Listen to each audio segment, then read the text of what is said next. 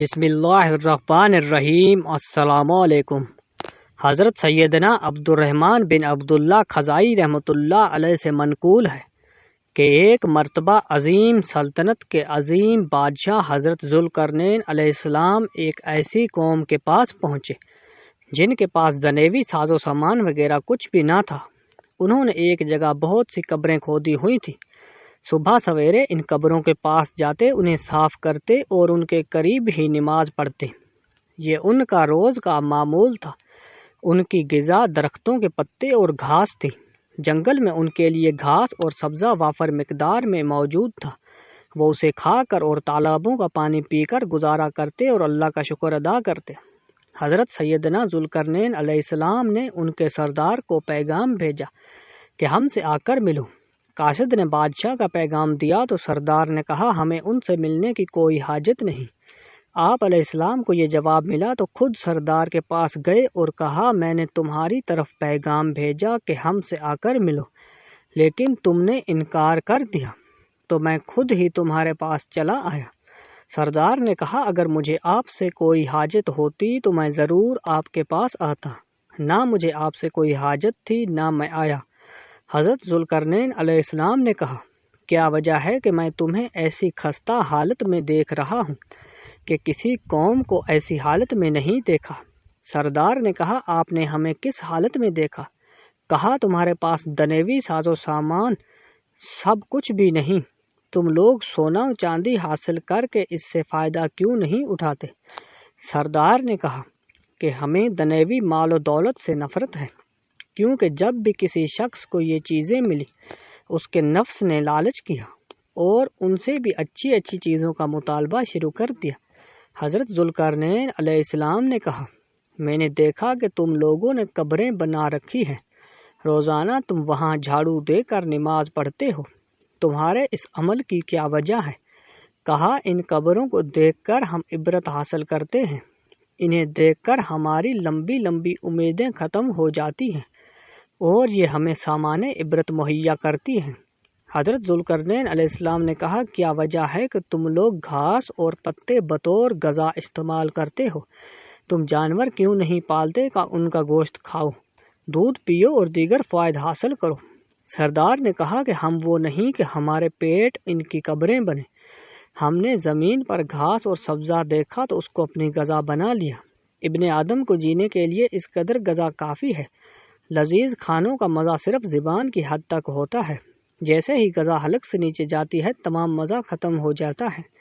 پھر سردار نے قبر سے ایک بوسیدہ کھوپڑی نکالی اور کہا اے عظیم بادشاہ کیا آپ جانتے ہیں کہ یہ کون ہے؟ آپ علیہ السلام نے فرمایا کہ نہیں۔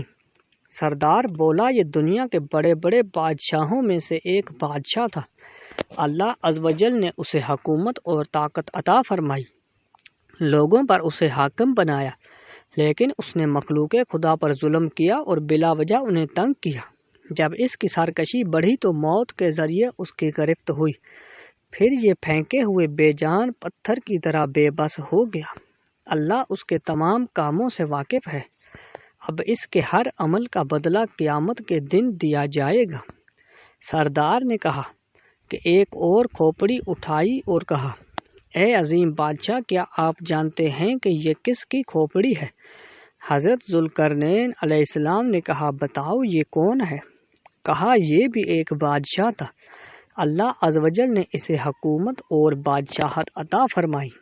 اس نے جب دیکھا کہ مجھ سے پہلے جن بادشاہوں نے ظلم و ستم سے کام لیا اور سرکشی اختیار کی وہ ذلیل و خوار ہوئے تو اس نے ان سے عبرت حاصل کی، اللہ عز و جل کی بارگاہ میں عاجزی اور انکساری اختیار کی، اللہ عز و جل سے ڈرا، اپنے ملک میں عدل و انصاف قائم کیا اور شریعت کی پابندی کرتے ہوئے اس دنیائے ناپائیدار سے رخصت ہو گیا۔ اللہ تعالیٰ اس کے تمام اعمال سے باخبر ہے، وہ مالک یوم الدین بروز قیامت اسے اس کے اعمال کا بدلہ عطا فرمائے گا۔ پھر سردار نے حضرت ذوالقرنین علیہ السلام کے سر کی طرف اشارہ کرتے ہوئے کہا یہ بھی ان دونوں کھوپڑیوں کی طرح ہے۔ اے ہمارے عظیم بادشاہ غور فرما لیں کہ آپ کا عمل اپنی رعایا کے ساتھ کیسا ہے۔ آپ نے جب اس سردار کی فکر آخرت سے مملو یعنی حکیمانہ گفتگو سنی تو کہا، کیا تم میرے ساتھ رہنا پسند کرو گے؟ میں تمہیں اپنا وزیر بناؤں گا، میرے تمام معاملات میں تم میرے ساتھ رہو گے، جو مال و دولت میرے پاس ہے اس میں تم میرے برابر کے شریک رہو گے۔ سردار نے کہا، اے ہمارے عظیم بادشاہ، آپ اپنی جگہ ٹھیک ہیں اور میں اپنی جگہ، ہم دونوں ایک ساتھ نہیں رہ سکتے۔ آپ علیہ السلام نے فرمایا، آخر اتنے بڑے عہدے سے تم اعتراض کیوں کر رہے ہو؟ سردار نے کہا، اس لیے کہ تم لوگ آپ کے دشمن اور میرے دوست ہیں۔ آپ علیہ السلام نے کہا، لوگ میرے دشمن کیوں ہیں؟ سردار نے کہا کہ اے عظیم بادشاہ، دنیوی مال و متاع، حکومت اور سلطنت کی وجہ سے اور اس دنیوی دولت کے حصول کی خاطر وہ آپ کے دشمن ہو گئے ہیں، اور میرے پاس ایسی کوئی چیز نہیں جس کی وجہ سے لوگ مجھ سے دشمنی کریں۔ نہ لوگوں سے مجھے واسطہ پڑتا ہے اور نہ ہی وہ میرے دشمن بنتے ہیں۔ مجھے میری یہی زندگی پسند ہے۔ سمجھدار مخلص سردار کی یہ باتیں سن کر عظیم بادشاہ حضرت ذوالقرنین علیہ السلام وہاں سے واپس تشریف لے گئے۔